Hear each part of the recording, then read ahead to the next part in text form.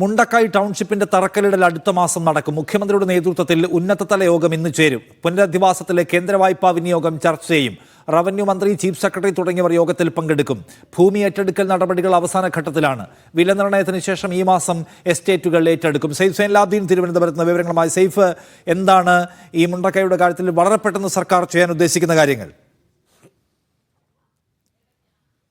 നിഷാദ്, കേന്ദ്രത്തിന്റെ ഒരു വായ്പ അത് കേന്ദ്രത്തിന്റെ ധനസഹായമായി കണക്കാക്കാൻ കഴിയില്ല. അത് വായ്പയായിട്ട് ആണ് നൽകിയിരിക്കുന്നത്. അത് തിരിച്ചടയ്ക്കേണ്ടതാണ്. സ്വാഭാവികമായിട്ടും അത് മാർച്ച് മാസത്തിന് മുമ്പ് ചെലവഴിക്കണമെന്ന നിർദ്ദേശവും വന്നിട്ടുണ്ട്. ഈ പശ്ചാത്തലത്തിലാണ് വയനാട് പുനരധിവാസവുമായി ബന്ധപ്പെട്ട നടപടികൾ വേഗത്തിലാക്കാൻ വേണ്ടിയുള്ള തീരുമാനം സംസ്ഥാന സർക്കാർ എടുത്തിരിക്കുന്നത്.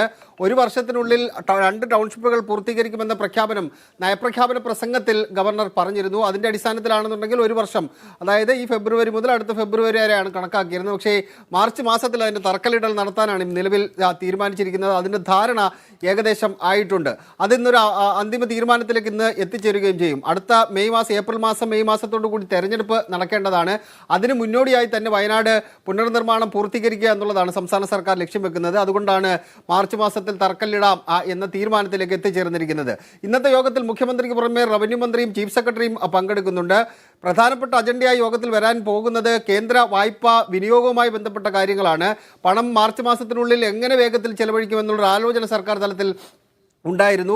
അതിന് ചില ആലോചനകൾ സംസ്ഥാന സർക്കാർ നടത്തുകയും ചില തീരുമാനങ്ങളിലേക്ക് എത്തിച്ചേരുകയും ചെയ്തിട്ടുണ്ട്. ഇപ്പോൾ എന്തെങ്കിലും കാര്യങ്ങൾ നിർമ്മിക്കാൻ വേണ്ടി ആർക്കെങ്കിലും കരാർ കൊടുക്കുകയാണെന്നുണ്ടെങ്കിൽ മുൻകൂർ അവർക്ക് പണം നൽകാം എന്നുള്ള തീരുമാനമാണ് എടുത്തിരിക്കുന്നത്. ഉദാഹരണത്തിന് ഇപ്പോൾ റോഡ് നിർമ്മിക്കുമ്പോൾ PWDക്ക് നേരത്തെ പണം നൽകാം എന്നുള്ള ആലോചന നടക്കുന്നുണ്ട്.